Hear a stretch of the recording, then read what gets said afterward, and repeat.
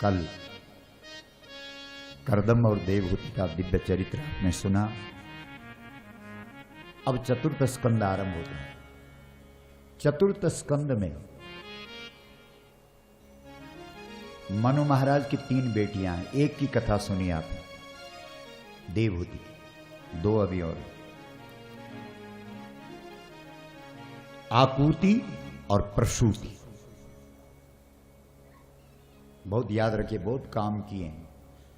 हम बार बार आपसे निवेदन करते हैं कि ये जो कथा है ना, ये दूध है। कथा क्या है बोलो, जोर से बोलो। दूध है। और तुम सब लोग यहां ज्ञान का दीपक जलाने आए हो। किस लिए आ रखे हो? दीपक जलाने। क्योंकि ज्ञान को क्या बोलते हैं? दीपक। और हम आपको क्या दे रहे हैं? बोलो महाराज जी, आप ही बोल लो, अब क्या करें? ये तो कुछ बोलेंगे ना भाई। आप जो आए हैं ज्ञान के लिए आए हैं, तो ज्ञान का महाराज जी, ज्ञान तो दीपक है ना। वो हम क्या दे रहे हैं आपको? दूध नहीं, क्योंकि कथा दूध है और आप दीपक के लिए आए हैं। ज्ञान दीपक है और हम क्या दे रहे हैं आपको? दूध। तो दूध से दीपक जलेगा? बोलो, अरे सीधा बोलो, नहीं जलेगा। इसलिए अगर वक्ता सीधी सीधी कथा सुना रहा है तो वो जले हुए दीपक को भी बुझा रहा है। बहुत ध्यान दीजिए, बहुत काम की बात है। क्योंकि दीपक जलाने के लिए क्या चाहिए? घी। घी आकाश से निकलेगा? कहां से निकलेगा बोलो? अरे जो दूध यहां से निकल रहा है, उस दूध को क्या करना पड़ेगा? क्योंकि तुम्हें तो घी चाहिए ना, और मिल क्या रहा है तुमको? दूध।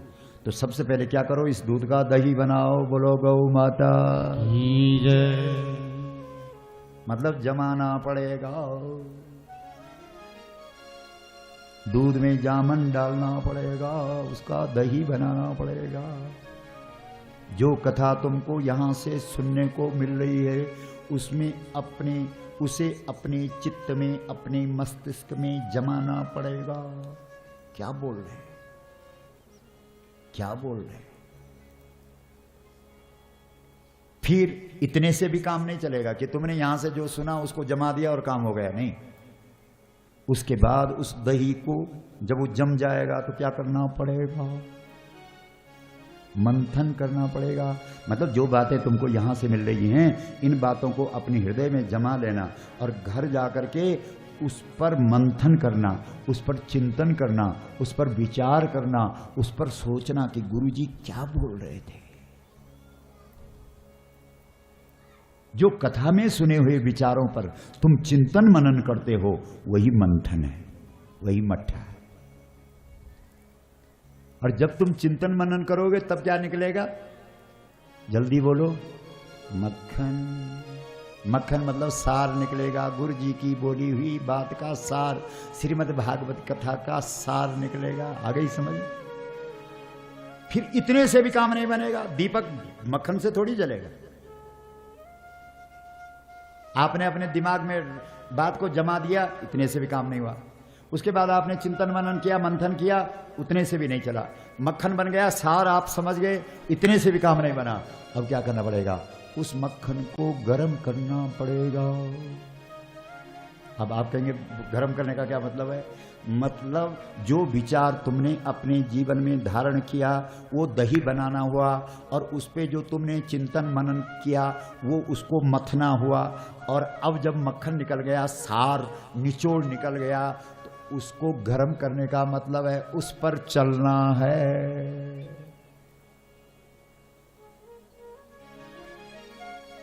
श्रीमद् भागवत कथा श्री कृष्ण को गाय के पीछे खड़ा कर देती है,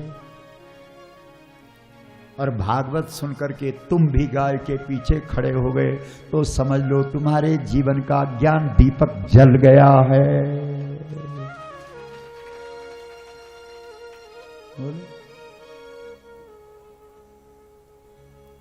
समझो।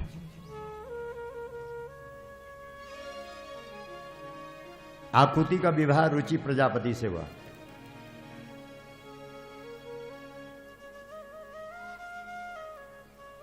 बहुत ध्यान दो।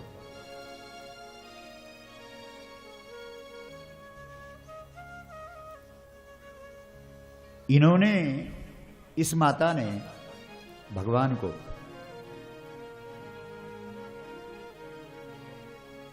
यज्ञ रूप में प्रकट किया। हमने एक दिन पहले भी बोला था कि इस धारा नगरी में, इस धराली में आजकल भगवान किस अवतार में आ रखे हैं? यज्ञ अवतार में। भगवान जब आएगा तो किसी एक व्यक्ति के लिए थोड़ी आएगा। इस पूरे क्षेत्र का पुण्य है, इस पूरे क्षेत्र का कितने सुकृत रहे होंगे, जिन सुकृतों ने, जिन तुम्हारे किए गए जो पुण्य कर्म हैं, उन्होंने एक साथ तुम्हें फल दिया और ये यज्ञ बन करके भगवान तुम्हारे गांव में आए। और सबसे सरल है यज्ञ भगवान को बुलाना। आप कहेंगे महाराज जी कैसे? यज्ञ भगवान, देखो जैसे राम जी को बुलाया, कितना मनु शत्रुपा ने कितनी तपस्या करी, फिर मनु शत्रुपा के सामने राम जी सीता जी प्रकट हुए।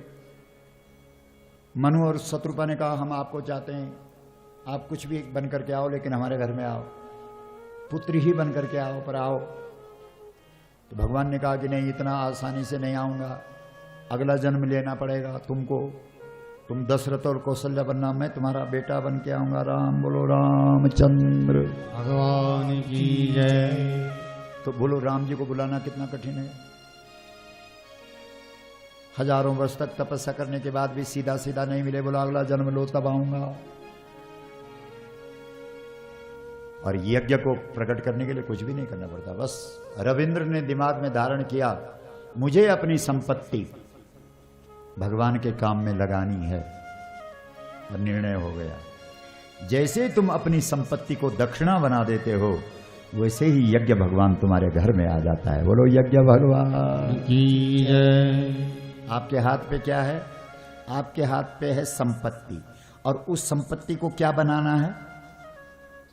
बोलो, अरे दक्षिणा, क्योंकि यज्ञ की पत्नी का नाम क्या है? दक्षिणा। ये संपत्ति हमने अपना बाल बच्चों ते रखनी, यह संपत्ति मैंने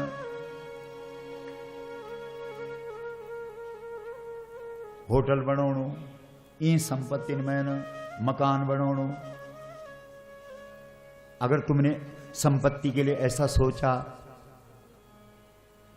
तो वो संपत्ति गई, लेकिन अगर तुमने सोचा कि इस संपत्ति से मैंने क्या करना है? यज्ञ करना है, तो उस संपत्ति को तुमने क्या बना दिया? दक्षिणा।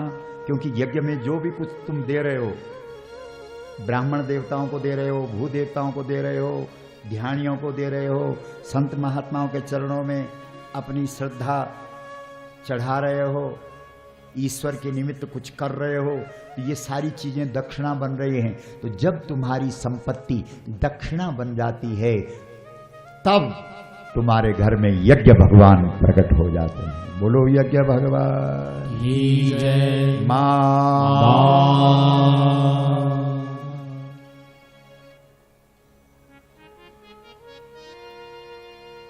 आ गई समझ में? अच्छा, कितने लोग हैं जिनकी समझ में आए? सच बोलना।